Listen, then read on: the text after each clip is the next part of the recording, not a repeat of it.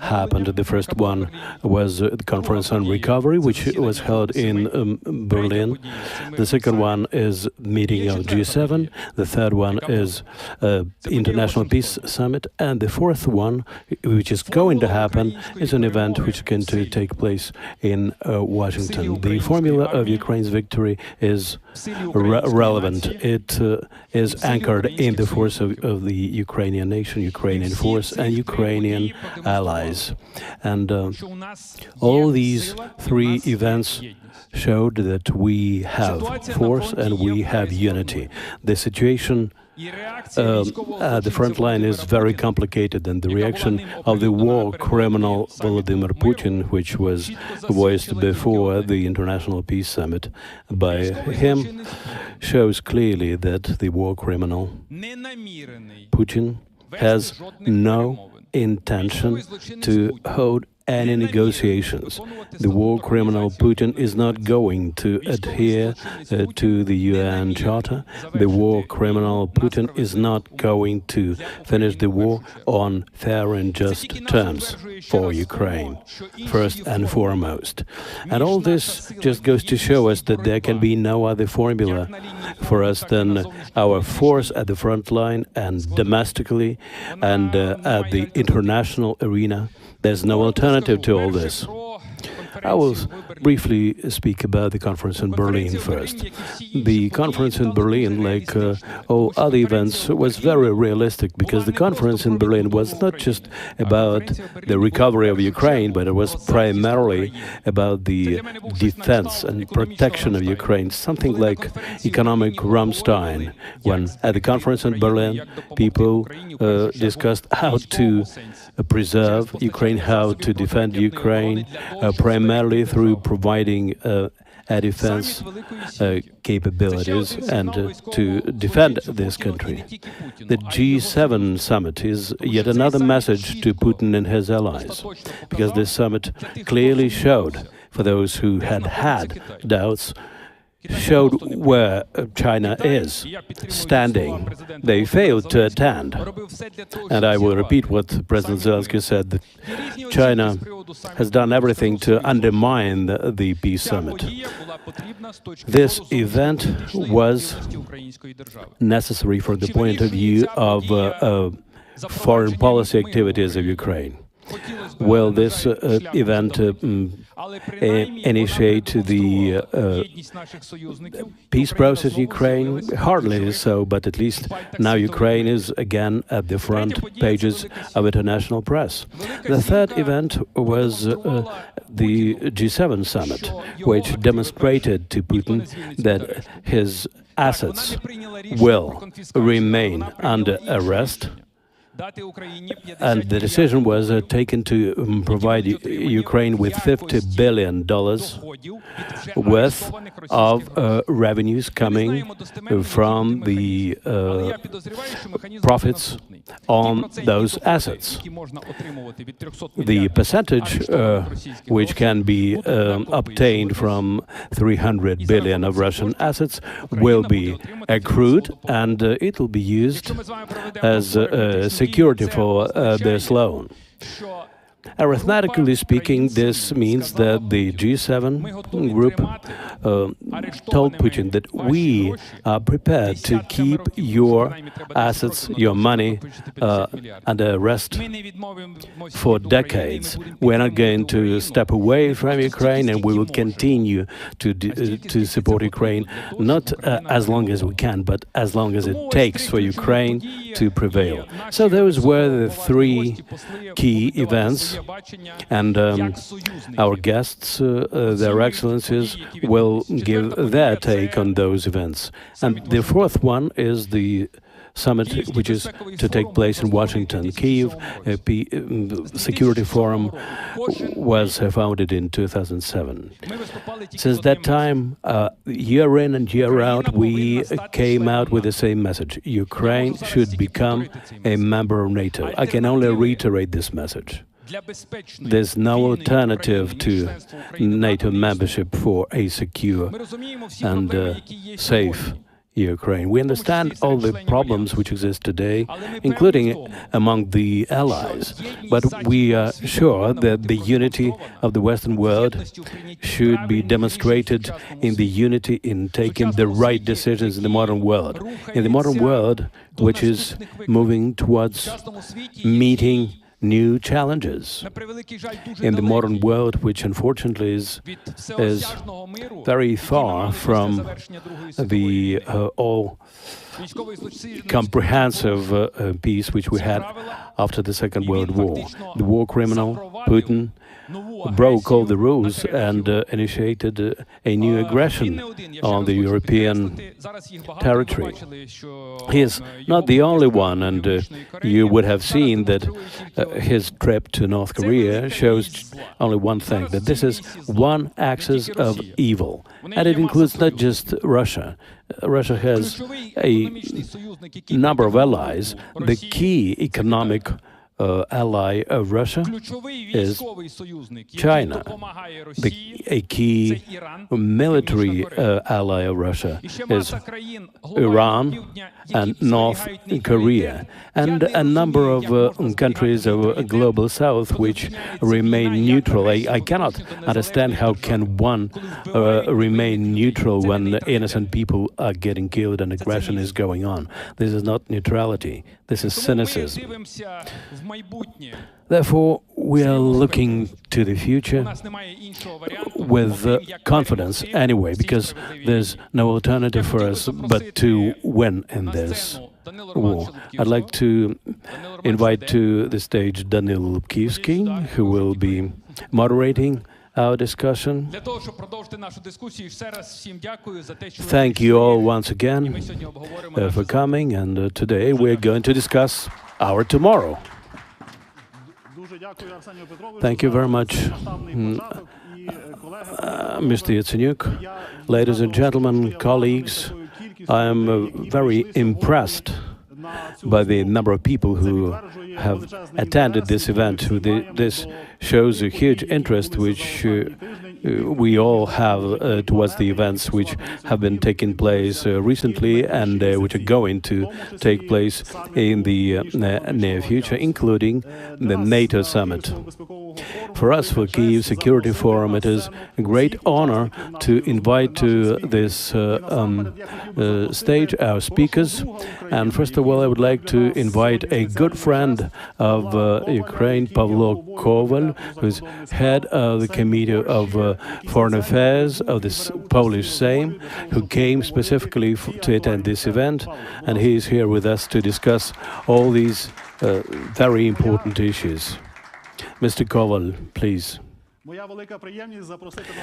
It is a great pleasure for me to invite to this stage the Ambassador of the United Kingdom of Ukraine, Mr. Martin Harris.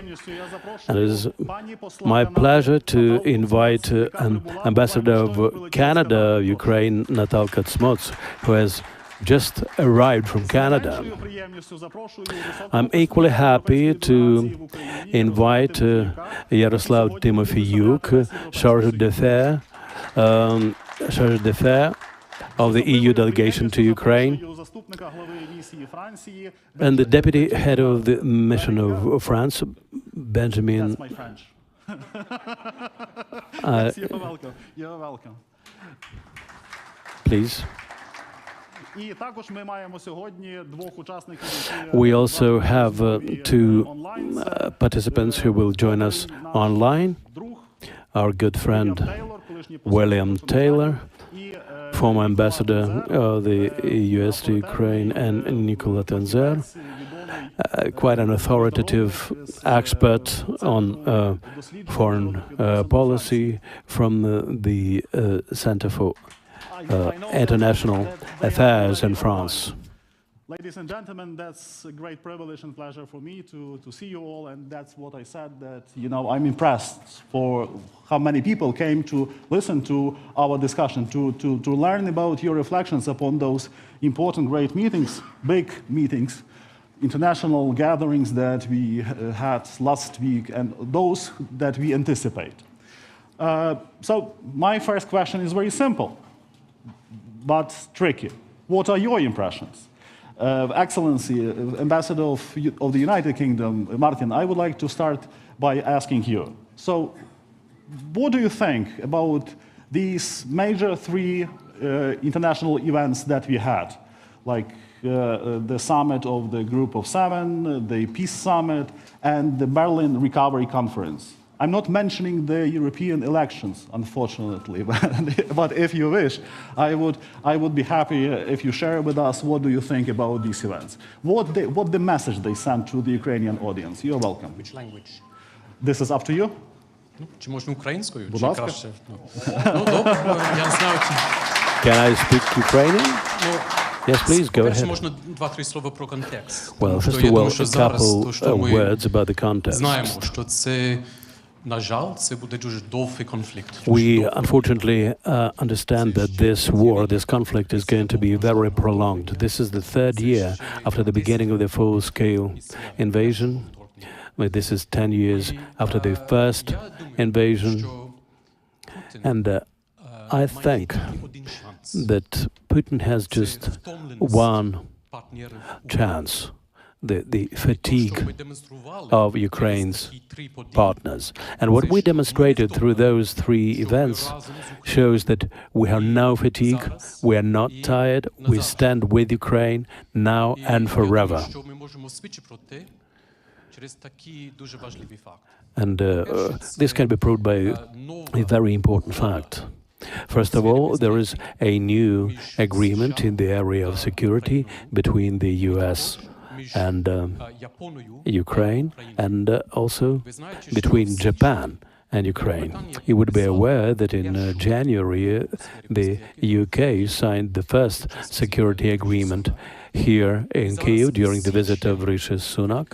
And now all the members of G7 have signed similar agreements, and not just G7, but other partners as well. I believe there will be, all in all, about 30 partners who, together with the G7, will be supporting Ukraine's security.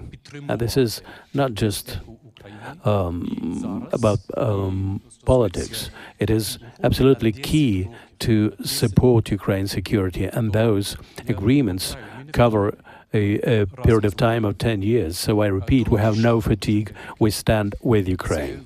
Another very important step is the use of Russia's assets. We believe that what happened is only the first step. I know that there should be a seizure of all the assets, but at least the first very useful step has been made, because through the use of revenues on those assets, we would be able to have loans for Ukraine up to $50 billion worth. So basically, now Russia is paying for Ukraine's defense. Finally, at last, the process has got underway, and this is a huge amount of money. And the third point is new sanctions against Russia's economy, and new sanctions against companies in other countries which cooperate with companies which are connected with the defense industry in Russia. And we already can see the impact of those sanctions. If you take a look at the long lines to ATMs in Moscow and in St. Petersburg. So the situation is very tough for Russia's economy. It's going to be even tougher. This is a very important achievement of Ukraine at the diplomatic arena, and it's only the beginning. Thank you.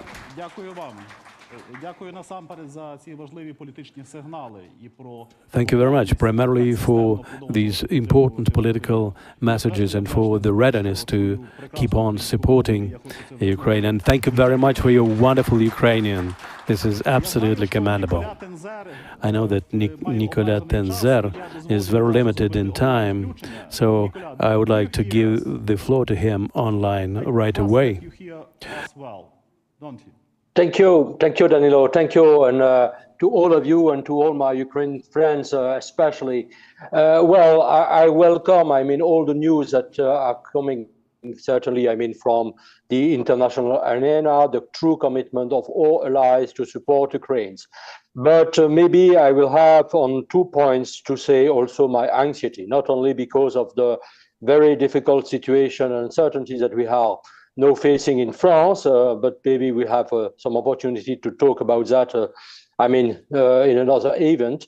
But also because I think that if all the partners are ready to support Ukraine to defend itself with a large flow of weapons coming to Ukraine, certainly right now, Ukraine has not all the means to expel the Russian troops for Ukraine. And let's be very clear on that. I think our goal is the full defeat of Russia. It's not only resisting Russian assaults, it's much more than that. It is basically go to the end, to finish the job. And I think that we must have this aim in our mind. We must have a war aim, in fact. And when I was witnessing, all the results of the summit, the peace summit, in Switzerland, I think you have very good events with the clear, pledge of all the Ukrainian allies, especially to demand the return to Ukraine of the Ukrainian children deported to Russia. And I have to insist that it is basically a crime of genocide under the conventions of December 9th, 1948. I welcome as well the full support to Ukraine's integrity. But in fact, I don't think that we are right now to talk about peace. We need a war summit. It's not a peace summit, it's a war summit, because we have, first of all, to win the war. And it's absolutely needed, in my view, to have this goal in our minds and to have, the resolve to provide Ukrainians, and maybe one day to step in even further, for Ukrainians to absolutely win this war. And the time is of the essence here. I am, of course, watching all the news from the France. I was in Ukraine 2 weeks and a half ago, and I talked with a lot of persons here, and I think we have certainly to speed up. And I think that's certainly the goal that we must have. And let's be very clear, because I saw all the communique of the final peace summit in Switzerland. I think that's the very idea that we could invite Russia right now to talks and to have Russia sitting around the table will be very misleading. In fact, we can talk maybe with Russia until we cannot talk with Russia until Putin's Russia is fully defeated. Because any times of talks about peace give, of course, floor to a lot of Russian narratives that we are still witnessing in some capitals right now, that we have to make one day some concession with Russia, that we have to break a deal. And I think that will be very misleading. And I think the very word about peace talks and negotiations is something that we must certainly refrain to use. Thank you very much. Dear Nicola, first I thank you for this very strong, in political sense, very strong language, which we hear especially from Paris, and it encourages a lot. But also what we hear from Hungary, that Hungary pick up a new official motto for their presidency in the European Union, which sounds like "Make Europe Great Again."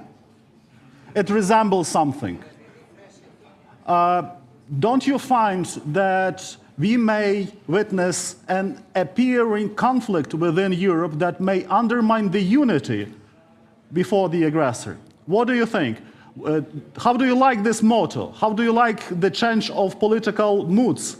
Are they serious? Well, I am afraid certainly of Hungary's position, regarding Ukraine, about Slovakia's position as well, about, also some of the statements made by the Austrian leaders, after the peace summit as well. And of course, I am very anxious about what would come next, in France. And I really hope that the French people will make the right choice, because if we have the far right in France winning the elections on July the 7th, it will be certainly a very disaster for Europe, for the rule of law, and certainly for Ukraine. But I think that any kind of motto about, a kind of make Europe great again, of these kind of things, without a true commitment to be the strongest possible vis-à-vis Russia, will be certainly misleading. I see a lot of Russian narratives. I don't see fatigue, as the UK ambassador just rightly pointed out. I don't see that. But I think that there could be also this temptation, and we can see also, of course, with anxiety, what will come next, not only in France, but also in the US in November. That's why also I am saying that we have really to speed up. We have to deliver all the weapons very clearly. We have, of course, to maybe one day to be involved ourselves, in the war. I say it very solemnly and with also anxiety. But I don't see that we can lead from behind. One way or another, we have certainly to demonstrate our true commitment to make Ukraine win at any cost, and certainly whatever the victory takes. Thank you, Nicolas, for joining us. And now My pleasure, thank you. And now I would like to invite Ambassador of Canada, Natalka Cmoc, to join the conversation. Excellency, I trust it works. It works. Does it work? Oh, it does. Wonderful. And Natalka, if I may, let me quote an important person in my question. At the Peace Summit, Italian Prime Minister Giorgia Meloni said, that's something very important, that to defend Ukraine means to unite all the efforts of the international community. If Russia does not agree to the terms, we will force it to surrender. We need to establish minimum conditions for these discussions. We will force them to surrender, minimum conditions. Will Canada agree with this position? Wow, I got the tough question. Добрий вечір, дуже дякую вам, що ви мене запросили. Я буду Good morning. I will speak English with your permission. The way I understand the minimal conditions would be, the way my Prime Minister describes it, is making sure that we're supporting territorial integrity, and when the Russian troops leave Ukraine. So those are the conditions. Essentially, Canada and other G7 partners are supporting the conditions that Ukraine has laid out to start the conversations for negotiations. So I think what's really important here is that you're seeing the unity, not just the G7 countries, but also you're seeing that expanding beyond. And I think that unity is what's important. So I believe that the more countries are united by this as the conditions required to start negotiations, the stronger the position is. If that answers your question. But I do think that what my colleague has mentioned in terms of the war of attrition, I believe that is correct, that is sort of what we're all facing. And the other one is economic destabilization. And we're seeing, and I believe that even the strikes against the energy infrastructure is with the mind of destabilizing the economy of Ukraine. So the way we support Ukraine, and this, I was at the first day of the Berlin conference, so you really hear this loud and clearly, is that being united with Ukraine means supporting Ukraine's economy, stabilizing it and growing it. And the more we integrate Ukraine's economy to Europe, to Canada and others, the stronger it will be. I think we also don't want to lose sight of the incredible wins that Ukraine has made. I'm thinking of the Black Sea, for example, with just no one had anticipated the naval victories that it had shown. And this was something we can all really support and congratulate Ukraine on. That doesn't mean that there isn't a lot of work ahead of us, but I think if you're starting from a position of international unity, it's a great place to be able to start to really isolate Russia and its allies. Thank you, Ambassador. I wish to thank for the Canadian role behind the G7 summit and the Peace Summit. At the Peace Summit, your Prime Minister announced a new package of assistance to Ukraine, for which we also are grateful. But there is yet another topic that I would like briefly to raise with you, and I believe that that would be important to hear from Canada. For Ukraine, and there is a common opinion among Ukrainian experts that the role of the Global South is important. We have to work somehow with the Global South. How do you assess the reaction of the Global South, what we saw at the Peace Summit? Arseniy Yatsenyuk was quite vocal about what he thinks about the Chinese position and others. So there is a clear clarity, if I may. What's your opinion? What do you think about how should we go on with the Global South? I think that the attendance was fantastic at the Peace Summit. I think that's a lot to be proud of. We were a little skeptical, I must admit, on who would be attending, and I think the attendance was better than many of us had anticipated. Canada, along with Norway and, of course, Ukraine, leads on working group number 4, which is the human dimension. And I believe that we call them the Global South, but we can expand that, have been instrumental, and I'm thinking here of countries like Qatar, in bringing children back and negotiating, that's not the right word, but bringing children back, for example. And I know that there are thousands that have been taken but you know, we were seeing around 400 that have been returned. And I think that, again, is something that we cannot lose sight of. And as these mechanisms get established by various countries, the better. And we also, so my Prime Minister had led on the discussion for the human dimension and invited 4 countries to speak and what we could learn from them. And by inviting other countries that have not been traditionally brought to these discussions, you are essentially bringing them into trying to think outside the box. How do we resolve this? How do we bring attention to this? And you are bringing into the diplomacy of that issue. And the human dimension, I believe, is the most important dimension of this war. Great. Yes, you're welcome. Yeah, I just wanted to underline that at the Peace Summit, we had really strong interventions from a number of countries of the Global South. Ghana, for example, Kenya made a very strong intervention, Côte d'Ivoire as well. What we saw was, I think, some of the reaction we saw immediately after the full-scale invasion, which is the world coming together around the basic principles of the UN Charter. Non-use of force, territorial integrity, sovereignty of independent states. And I think we really felt that again. We heard that again in Switzerland, and that underlined Ukraine's position, that that is the starting point for peace. Good. Thank you for this intervention. And now comes Poland. And I'm really happy that Paweł is with us today because of many reasons. Because you are a great man. Because that you are the chairman of the foreign...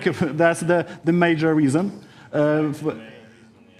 Because you are the chairman of the Foreign Affairs Committee, but also you are the representative of your government on Ukraine's recovery. So, Paweł, my question is very clear. Will Poland support Ukraine? Tell us the truth. Just looking how to use the mic. I believe it works. Just work. Ah, super. Thank you so much for the invitation for this great evening. It's a super opportunity to see you and two former prime ministers, old friends. Thank you so much for that possibility. I would like to congratulate to Ukraine, probably most effective from the diplomatic point of view week, last week. It was 4 great international events. Normandy, plus G7, plus Berlin, and finally, The Peace Summit. the Peace Summit. Yes, of course. 4 very productive meetings, very productive discussions during these meetings, maintaining interest on Ukraine around the whole world. It was really important. Also, declaration, the final declaration of the Peace Summit with that maybe with the omissions of India, but with the participation of many delegations, and I think that it's also element of my experience of the last weeks to discuss with that countries, not with North Korea, not with China, but with a lot of countries, African countries, South American, and Middle East. It was really important initiative and outstanding move to organize that summit in Switzerland. I would like to underscore that Polish role, especially in the context of Berlin conference.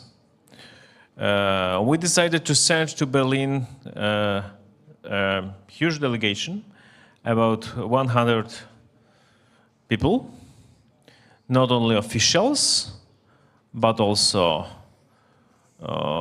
mayors, municipalities, regions, experts, and of course business, and many people from the banks, and to demonstrate our potential. We are not, of course, member of G7, but it was the first occasion to sit on the table with on the sitting of G7 platform and partners, and present Polish position and our proposals. I would like to underline the role of Poland as a hub.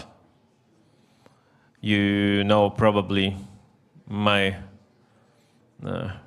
mother city, Rzeszów, but not because it's just now my new constituency, not Kraków, but Rzeszów. It's about role of Podkarpacie region, Rzeszów, and generally Poland as a hub, as a supporting hub for reconstruction in future. It was one point. The second point of our position, reconstruction, recovery is a better word. Recovery now. There is a lot of things which we should wait for the end of war, but a lot we could do just now, especially in social sphere. And our proposal was to join to the processes in a bigger scale, also self-governments, municipalities, not only from Poland, but it was our initiative, but also from Germany, from France, to use municipalities, regions, activists, experts, also in processes of preparation of Ukraine to membership, to full membership in European Union. We speak about, especially with my Western partners, about the future of Ukraine. They underline very often problems. You know that problems, oligarchization, it's a standard corruption. And my answer is every time, okay, let's we start negotiation. And in this light, it was good decision announced finally during Berlin conference last week by Ursula von der Leyen, by President Ursula von der Leyen, that before Hungary presidency, European Union will open intergovernmental conference and formally open negotiations. And in that context, the crucial element of recovery, but not just reconstruction of bridges, highways, recovery is a key. Recovery is also programs of teaching, trainings. It also should be Polish specialization in that processes. It was also part of our offered hub trainings, especially in context of enlargement.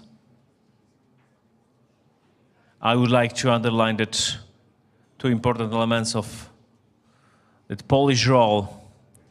Poland is probably only one from biggest European states who have real experience of enlargement, because Italy, France, Germany never joined European Union. And we have real experience. And we're only one from biggest countries who say openly, yes, there is part of our national economic and security interest to enlarge European Union. We are ready for very serious, strong negotiations, but we will accelerate that negotiations because it's in our interest, without any additional problems, without any additional conditions like, for example, new treaty, new general legal regulations for European Union in case of enlargement. It was also part of our position. And I would like to underline the new approach of Poland after last election, 15 October last year. Poland is back with new proposals, with new offers, and we understand that we are not part of G7, but we are a real hub, but we are real friends, and we have real interest to enlarge European Union. Thank you so much. Pavle, yes. Pavle, thank you very much. Am I right? Have I understood you correctly that we may expect a new sort of Ukraine-Poland reset? Do you think that politically we are going to find pragmatic way of doing common business and integrating Ukraine into the European Union? Is your government ready for such a reset? My position is that we should be more pragmatic in our relations. You know, I really like history, I really like our common elements of culture, etc. But I'm sure that it's a time for new pragmatism. We should stop Putin, is the third condition. And we are ready to be really active, like during that horrible period before approving of supplementary act in the US. Not only on Twitter, but also in social media, and especially in political cabinets. But we are, I mean Poles and Ukrainians, before strategic historical decision. All will find synergy, all we will discuss every time about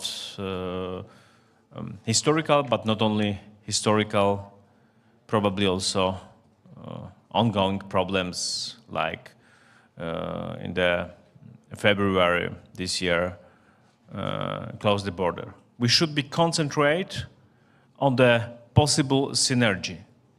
In Polish debate, my everyday answer for any questions, for our possible opportunities in relations with Ukraine. It's 11.3 billion euros of our export to Ukraine. It's also true about our economic relations. We should be concentrated how to keep that possible opportunities for us for the future and not be only concentrate on history. History is really important. I'm, as you know, professor of contemporary history, but my message is very clear. Let's be open new chapter based on the more pragmatic approach and based on that, you know, fantastic historical opportunity for Poland to have one more member of European Union and NATO on the east, on our border. Wonderful. Thank you so much. Thank you.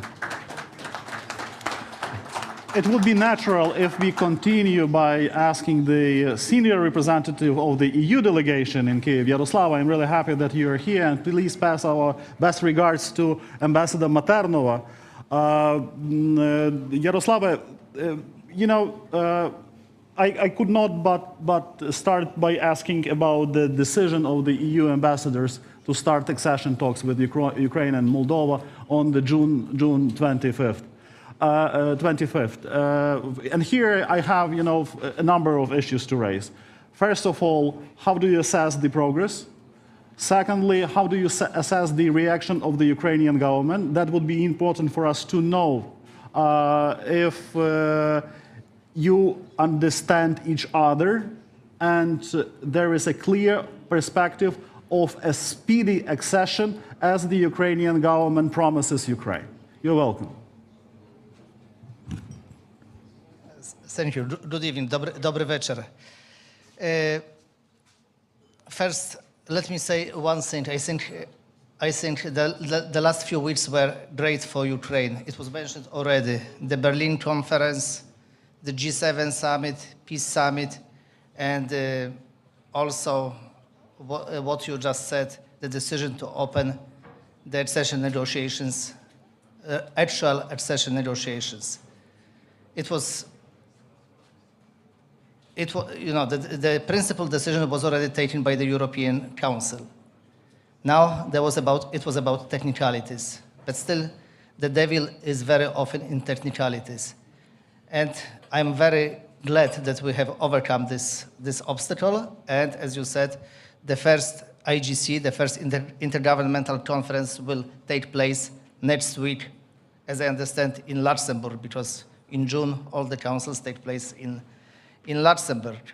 But yeah, this is important step, but it will be only the beginning of a long and difficult process.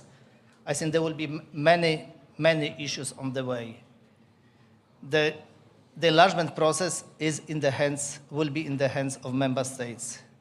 You know that at every step, every opening of any chapter or closing of any chapter requires unanimity. The enlargement process should be based on merits. On our side, we are going to help Ukraine as much as we can. We also have, you know, the Ukraine facility for the reconstruction of Ukraine, but also for the technical assistance.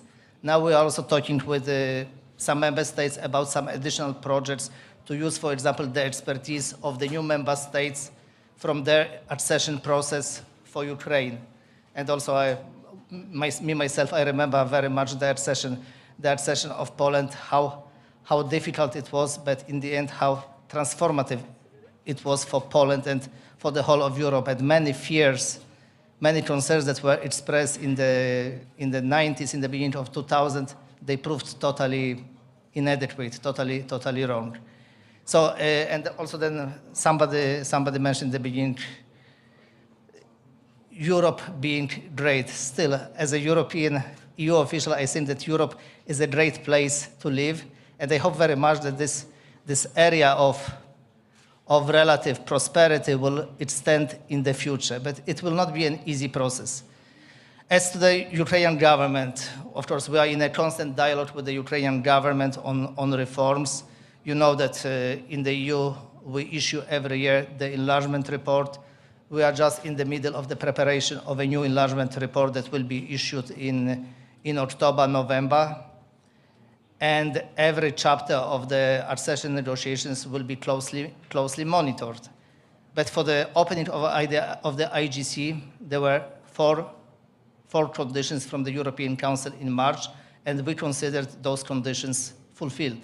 And now all member states agreed with this position. So I'm looking forward to this, and yeah.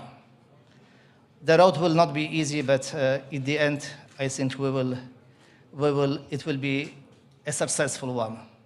Right, but do you think that the start is successful? So can we consider it a success in our relationship with the European Union? Definitely yes. Of course, definitely. Before I invite our French colleague to join the conversation, I would like to invite Ambassador Taylor to be with us. And Excellency, Bill, I'm really sorry for keeping you so long over there.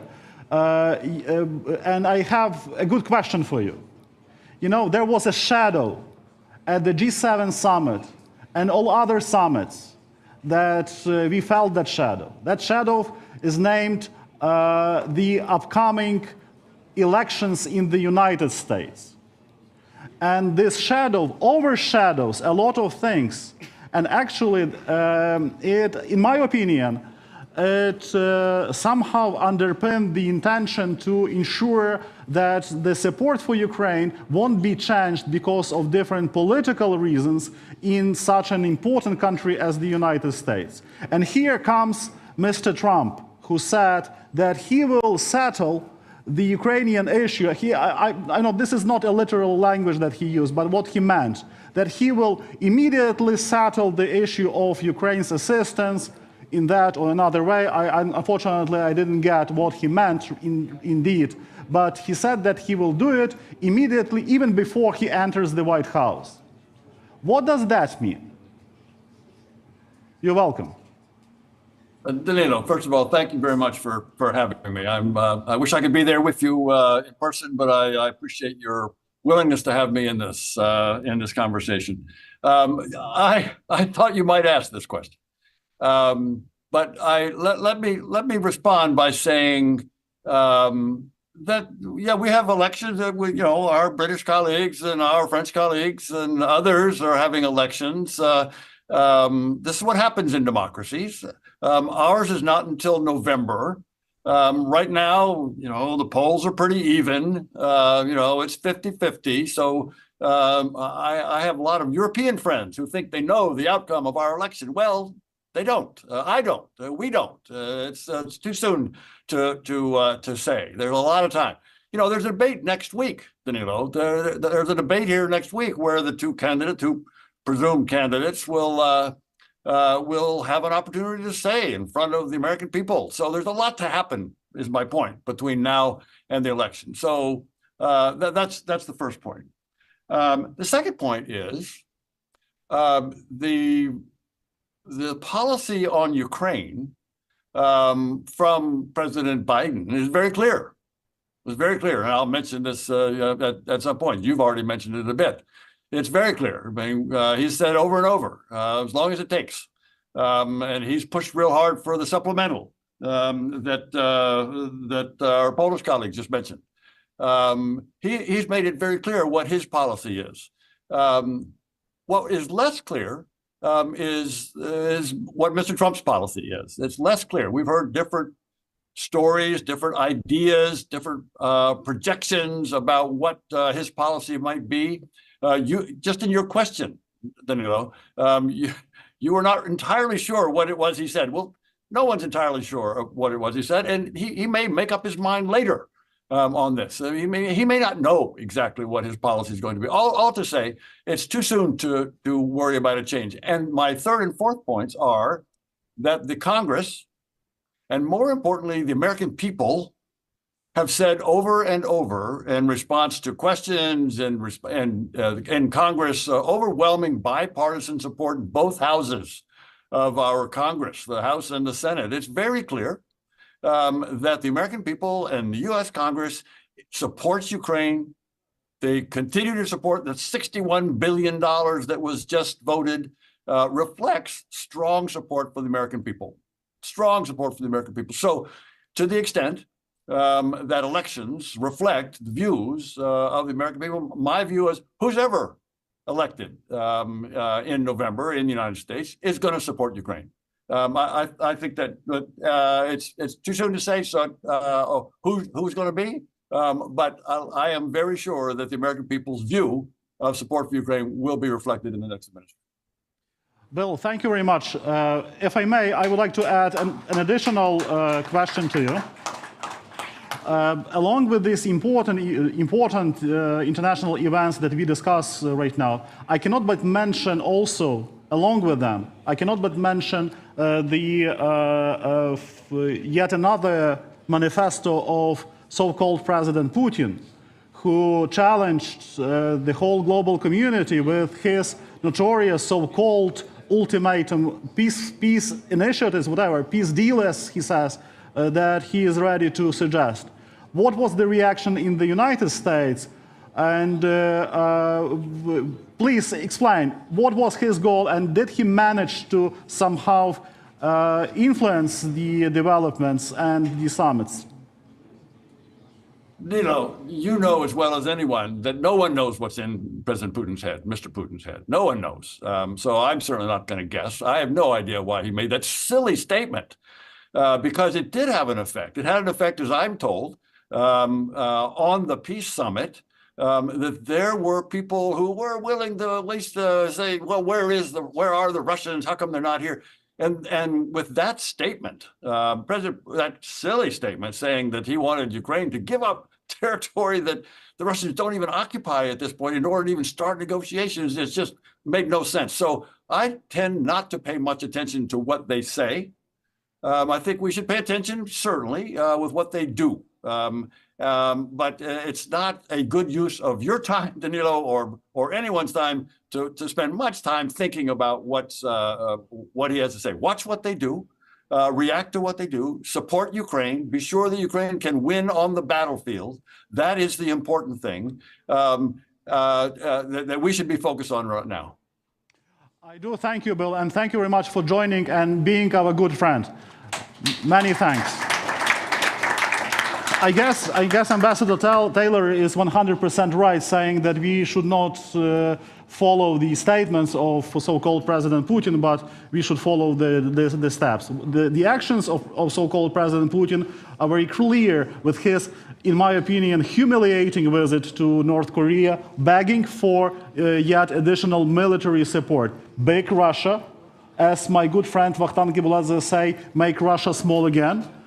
Big Russia begs for assistance of North Korea. What can be more humiliating? And now I turn to our French colleague. And Benjamin, thank you very much for being with us. My question is almost the same. What's your reflection upon the summits? What are your conclusions? What Paris officially thinks and unofficially thinks about the developments? You're welcome. Well, thank you for this question, and maybe to elaborate of just what our last guest has said. I think, and what you have just said about this proposal of President Putin, I think that the summit was the best answer to this so-called proposition. I mean, there was a collective commitment of participants to a just and lasting peace to Ukraine, and nearly 100 countries gathering in Switzerland. What a success. So again, a lot has already been said about it, about the countries for the size, but just let's focus on the success, on the diplomatic agenda of the last months. As It has been recalled first by Ambassador from the UK, signature of the security agreement in February by nearly now all the G7 countries plus many other countries. That was starting in February. And what a month in June, Normandy, let me recall the announcement that has been made by President Macron at this moment, training of soldiers, new air fighter Mirage 2000 that will be given to Ukraine. Next, the conference, the new loan for reconstruction in Berlin. Again, this success of the conference for reconstruction, as it has already been said, and the G7, this agreement for this major loan using interest assets. That was not that was not an easy task to reach out an agreement, but collectively we did it. So I think we really should focus on the success, which are huge, and let's not to mention this last one, where it is funny because there was this meeting. That is the reason why I'm here instead of my ambassador, because there was this Weimar triangle meeting with a minister of Poland, Germany, and France, but France because of the elections that the ambassador is representing him. It was just to be sure, to give the last impetus, to be sure to hammer out this agreement for the international conference for Ukraine. But it has been done before. So, that was even not, the goal of the visit is, that was achieved before the visit. So, again, it's a major success for Ukraine, and we definitely should focus on that. I do thank you. Before we continue, may I ask you, Excellencies, if we can raise a question or two from the audience? I believe that would be fair, because there is such a great interest, so I cannot allow myself not to permit the audience to raise the question, okay? Would it be fine? So may I kindly ask you to be prepared, already prepared? That's very good. But before we start, let me just continue with a quick, brief round. And I would like to ask Excellency Ambassador Harris to answer such a question, that if we look at the G7 summit, which was very important, one of the major accomplishments was that the decision to provide Ukraine with 50 billion proceeding from the Russian frozen assets. But also there is a question of 300 billion. And this is actually the amount which is needed for Ukraine's recovery and for Ukraine's defense and economic needs. And certainly that we aim to somehow settle this basic, essential issue. The same goes with the forthcoming NATO summit. We are grateful for the support. We look forward to very practical decisions that we anticipate may come at the summit to provide Ukraine with additional assistance, help, and all other issues. And I liked what Secretary General Stoltenberg said, that they will definitely discuss Ukraine's membership in NATO. We are grateful for the discussion of Ukraine's membership in NATO. But when the invitation comes, this is the question. The initiative is now in the hands of Russia, as it was before. During the Russia's war against Ukraine, the initiative was on their side. When our common Western initiative will come. You're welcome. Well, I'm not sure it is right to say that the initiative was with Russia at the moment. I think this summer has actually been a bit of a failure for Russia on the diplomatic stage. They certainly did everything they could to try and oppose participation in the peace summit. I think the results of the G7 are seriously worrying for Russia, because, as I say, they show that long-term support. And when it comes to the question of Russian assets, I think the Russians are dismayed, to say the least, that now the profits are being used in order to provide the financial support that Ukraine needs. And that's a long-term process as well. But I just want to underline what I said at the beginning. From the UK's perspective, we see that as a first step. So we also have the position that sanctions will remain in place on Russia until Russia pays for the damage that it's done. And we also want to continue to work with our G7 partners on the whole question of Russian assets. I just want to really echo what Benjamin said. I mean, in our G7 group, it's taken us time. I don't think any of us really anticipated that we would have that kind of result from the G7 summit. But with a lot of legal expertise, with some great financial mastery, and with a lot of diplomatic effort, I think it's been a great result. And so I think the initiative is now with Ukraine. That's good to hear. And now I would like to invite our audience to raise their questions. I see that we have 2 questions, and I would like to kindly ask you. You will be the first. You're welcome. Yes, I hope that there is one. Lisa Yasko, member of Parliament of Ukraine. First of all, I was just in Berlin, and I do think that Berlin was a success for one very important reason, that I finally heard a shift in the paradigm of the conversations. When we're talking about recovery, we talk about doing things right now. That's one shift. And the second shift that I was very happy to hear is that security and air defense is a part of the conversation when we talk about the economy. So right. I do believe that's very important. But I have a question about economy and restrictions on Russia. When you say that probably it's a shame for Putin to meet North Korea, are we sure that he feels ashamed of that? Is he doing economically Putin and Russia so bad or good that he cannot maintain or can maintain a war for a long time? There are different opinions and analytics on that. But my question is, what our representatives of our panel today think should be done on behalf of economic sanctions and restricting economic Russian ability to run aggression against Ukraine? Are we doing enough on that? Definitely no. We need to do much more. So please share your opinion on that. Thank you, Lisa. Do you address this question specifically to someone on the panel? No, I think actually to all, but you decide. Yes. Natalka, you will be the first. You are invited. But yes, I know that. I was just looking at my notes.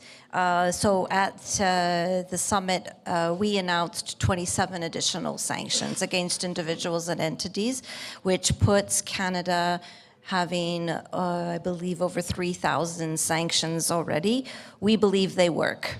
So I know that there's skirting of sanctions, but it's always keeping up. So it's always like that, following the tail and keeping up with it. And I do think it's making a difference personally in terms of economic sanctions against Russia, but it's also Belarus and Moldova and anyone who's contributing. So our sanctions this round focused on people who are directly contributing to propaganda and disinformation, as well as a couple of others, but I just... yes, so 27 individuals involved in Russia's military-industrial complex, as well as disinformation. So that's where we focused on them this time around in terms of Canada. Thank you, Natalka. Yaroslava, I believe that would be appropriate for the European Union also to answer this question about the sanctions. What should we, as Lisa said, expect, and so on? Yeah, thank you. It's a political question, technical, and a bit of philosophical, I would say. I understand that from the Ukrainian perspective, sanctions will never be enough, and I fully understand it for the country that is at war. But I think that we have done a lot of things, which maybe we could have done even better, something more.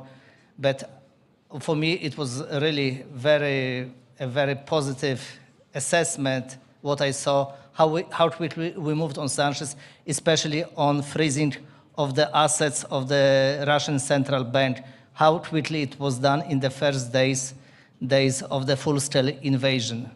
And of course, we are doing, for sanctions in the EU, we need unanimity. We need also sanctions to be effective. We need an agreement with all the partners, important partners in the world.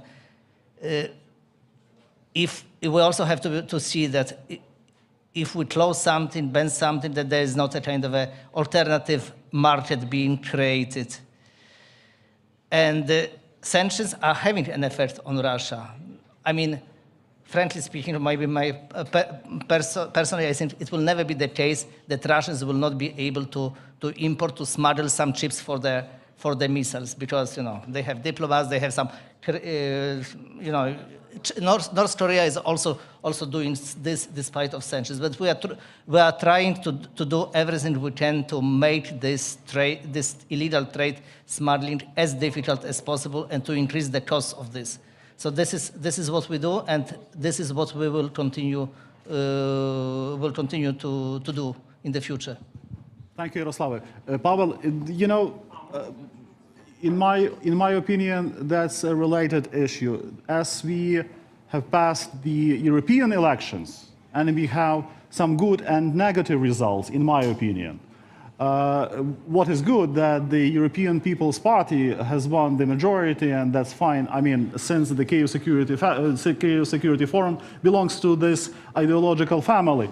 But don't you think that we see some signs that may undermine the unity within the European Union, within the European Parliament, some new moods? That was actually the question about, this make Europe great again thing. So what do you think about the results, and how do you read the message from the European elections?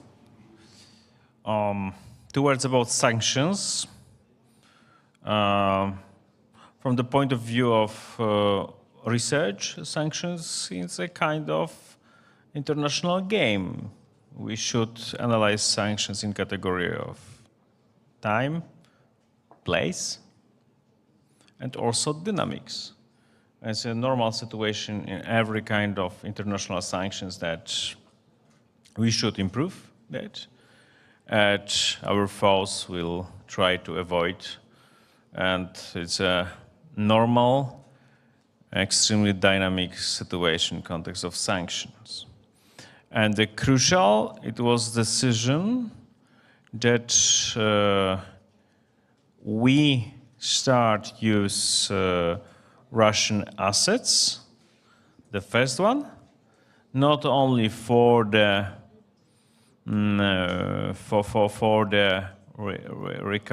rebuilding in future, but also we will use with intended of for security expenses. I remember 2 months ago discussions with our partners in the West that they finally said, okay, we are ready, but only for the future using for the possible reconstruction.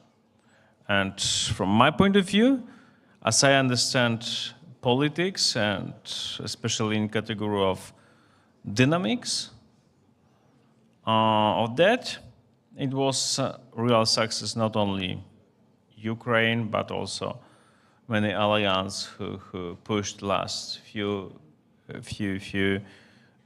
months on that possibility of using of Russian assets. Sanctions, assets, and European elections.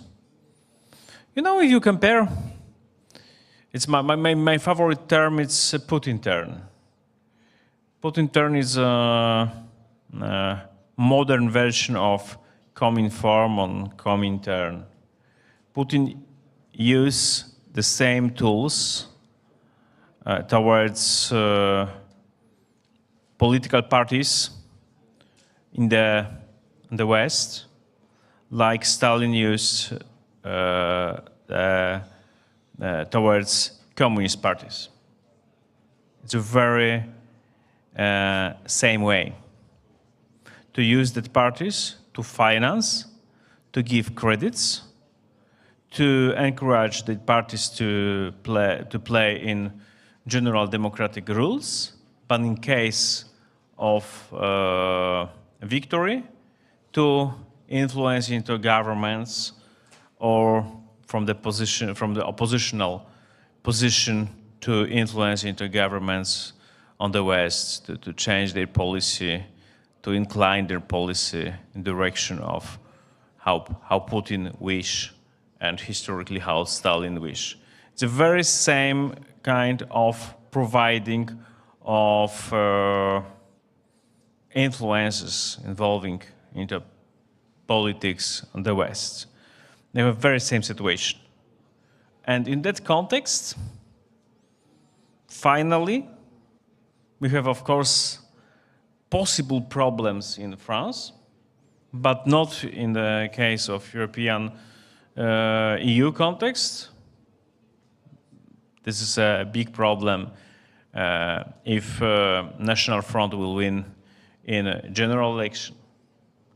But today, if we compare current situation with massive Russian propaganda, with massive Russian propaganda, especially in social media in the West, I observed that kind of propaganda in Polish media, I mean social media, plus that policy of Putin there, really aggressive policy in many countries, many European countries, I could say that result is relatively positive.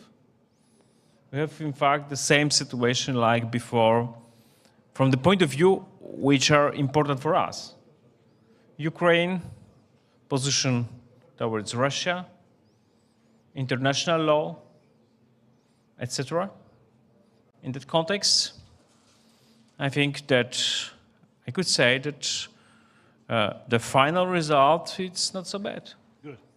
Thank you. And here I know that young gentleman would like to raise his question. You're welcome. And you will be the next over there. Thank you. Yeah. Thank you for the opportunity. My name is Yevhen. I'm representing Foreign Policy Council Ukrainian Prism, a Ukrainian think tank. And my question will be to whoever wants to answer it, whoever has courage to do so, because it was quite tough, but theoretical. Well, the question is the next. Unfortunately, Russia has nuclear weapons. And those nuclear weapons are quite a deterrent factor for actions of Ukrainian allies. And the problem is that, unfortunately, we do not have like a theory of victory over a nuclear enemy. So a country that possesses nuclear weapons. Does G7 countries have some perspective on that? And like this factor, do we have a theory how to overwhelm a nuclear power? Thank you. I do, thank you. I invite everyone to answer that question. Who will be that hero who will try to do it? Martin, would you like? I don't actually agree with the premise. I don't think that Western partners are deterred from supporting Ukraine by Russia's nuclear threats. You know, we've heard them several times. Has our response been to stop supporting Ukraine? No, not at all. We've increased our support for Ukraine. I think we all know that nuclear annihilation on a massive scale is not a solution for the world and not a solution for Russia. We won't be deterred by these kind of threats. Instead, we will continue our support for Ukraine. And we'll also continue to support, when you talk about the theory of victory, President Zelensky's peace plan, because at the very heart of that peace plan is the principles on which the security of the world depends, and those are the basic principles of the UN Charter. I'm very glad that D-Day was mentioned today, because I think D-Day was a very important moment when there was a connection between that terrible struggle which led to the creation of the United Nations in 1944 and 1945, and the need today to defy tyranny and also the need today to protect what people fought for back in 1944, 1945, which are those basic principles of independence and security of nations. And I really sense, again, coming back to the last event, the Peace Summit, the world coming together, again, in defense of those principles. I do thank you. And I would like to ask Sofia Fedina, who is the member of Ukraine's parliament, to ask your question. You're welcome.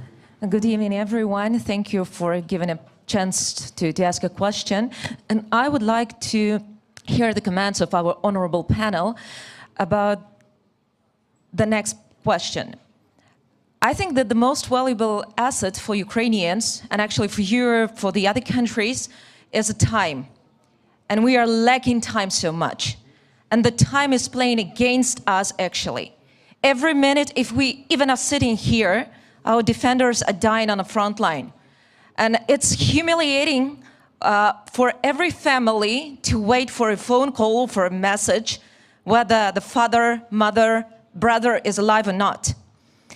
And the time is playing for Moscow Federation, because the longer we deal with negotiations, peace plans, how to bring more weapon, or how to not provoke Moscow Federation for more aggression, the Moscow gets more and more time to create new weapons, to mobilize more people, and to do everything to destabilize the situation. You already mentioned today about how Moscow Federation is influencing through the social media in every society, and actually the elections are also being used very heavily by Moscow Federation. So the question is, how do you think, maybe personally, maybe as a representative of the country, what should be done more? Because sanctions are quite slow mechanism. Negotiations with the Moscow Federation is useless mechanism. Because I do think that the first thing that we need is to close Ukrainian sky and to get as much as possible patriots or some equivalent systems, not to get Ukraine ruined by Moscow Federation. Now we have to restore the energy, but we could have closed the sky earlier to stop missiles, maybe. So what do you think, what should be done more? What should Ukraine ask more? And how we can unite more efforts immediately to stop at least some moments of Moscow aggression against Ukraine? Thank you, Sofia, for this wonderful question, because this is the voice of our despair. Bill, I would like you to wait for a while. I will immediately get back to you. But before that, I would like to ask Ambassador Cmoc to answer that question. That's the question of our pain. So I feel you, and I mean, I have to admit, I feel the same way. I wish that things could just go faster and move faster and finish this war. So I'm with you. But just an observation, if you allow me. When the war had started, no one anticipated that Ukraine would succeed so well in those first few days. So it actually surprised, I think, Ukrainians as well, how well they did and how united they were. And because of that, I think it rolled to other countries and other people. And I could say Canadians, I'm not speaking of the government, but Canadians are watching in anticipation, and anybody with Canadian heritage was just proud at that moment just how well Ukraine performed. What time did provide, if you let me, is that it allowed time for Ukraine to gather strength, to train and develop its army. It's being modernized now at a much quicker pace than it would have otherwise, which is helping it towards its steps in NATO, for example. But the Ukrainian army is modernizing at a pace that no one had imagined. The technology that is being innovated here and brought forward, the rest of us are watching and will be learning, and we are learning from Ukraine. So that's what time has brought Ukraine. You will now have the most experienced and the most competent army, military, and security forces in the world. I believe that. And you will be training the rest of us in how this is done. So they will be joint exercises where we will be learning from you. We also see in this war that the kind of capacities required has changed. And so we're scrambling as a world to start producing defense technology that frankly hasn't been had. Our factories have been abandoned in defense because no one believed that we would require it to this extent. So I think we're adjusting as a world to this reality and trying to work with Ukraine to defend it. So I don't think it's just a lack of not wanting to. I really genuinely believe that there are people who do want to support, and I can say that I am very impressed with the Canadians, regular Canadians who are coming together, putting money towards drones and other technology, and just the technology that is being built here that is going to serve other factors as well. So that's, but I do hear you, and I do think that we collectively want to end this war. We want Ukraine to succeed. We really want Ukraine to succeed in all ways. Thank you, Natalka. As we approach the end of our conversation, and I believe that I'm going to actually to ask our speaker to say one sentence message to Ukrainians who are on the front.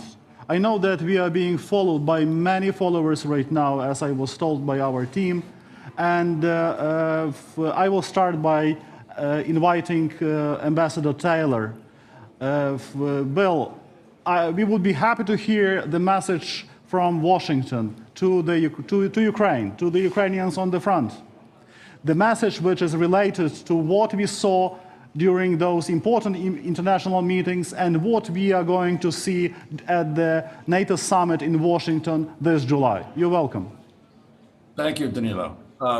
Very quickly, for the heroes on the front line and all Ukrainians, all Ukrainian heroes, wherever they are fighting and supporting this war, the United States and all our allies that are represented there, Danylo, on your stage, and the G7 and the NATO and the coalition that is, we are committed to your victory. We are committed to your success. You are fighting for us. We appreciate that fight. We appreciate your bravery and your courage and your sacrifice. And we want to do everything we can to help you succeed. I do thank you. And I invite France to send that message.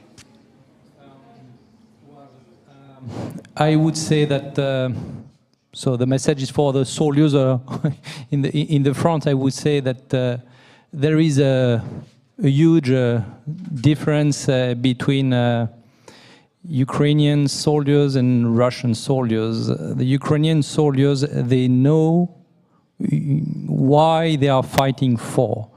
They are fighting for their land, they are fighting for their country, they are fighting for values. I don't know why the other side is fighting for. And this is, I think, the main difference that can be drawn between the two camps, and I'm pretty sure this is a recipe for the success. Thank you. Yaroslava, you are welcome. My message will be simple. Razem do перемоги, ми з вами.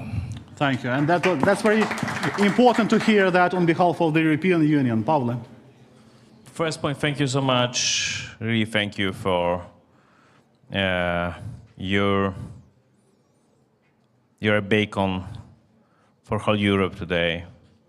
Thank you for your support to Ukrainians on the front line. The second point, because I visited few times soldiers in the trenches, I really remember every day your faces, and there is very important inspiration for my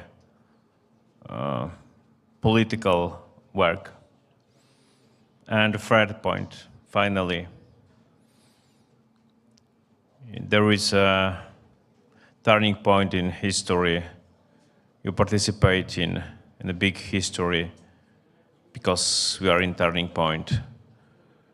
Russian Empire will finally destroy, I'm sure. There is a very complicated process. There is a very complicated time. But there is a start of new epoch in our part of Europe, and we will participate also in our Belle Epoque. There is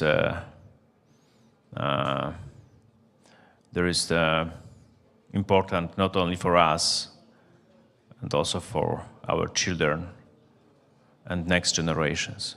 This is true, really big history. Thank you. Thank you, Pavle.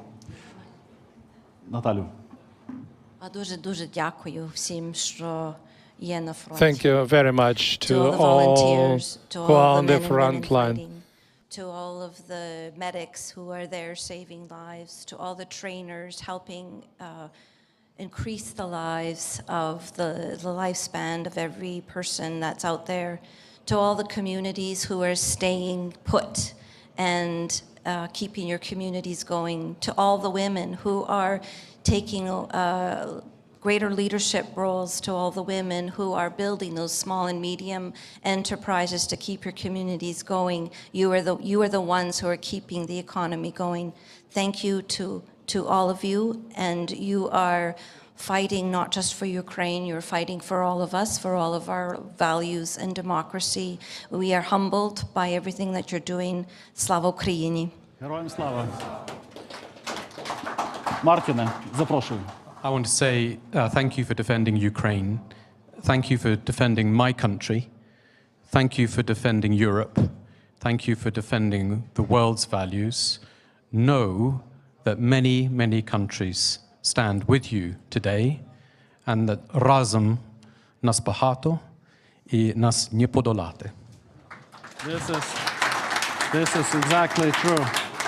I would like to thank our speakers for this thoughtful, interesting, and very important discussion, which shows how strong is the Western support, how strong is the international solidarity with Ukraine. We do appreciate it. And we look forward to the practical results of the upcoming NATO summit in Washington. We need practical decisions. We need to bring Ukraine to NATO, to safe haven. And that will mean that there will be real peace in this part of the world. I do thank you, and ще раз дякую.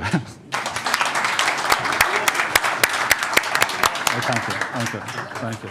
Наталю, дуже дякую.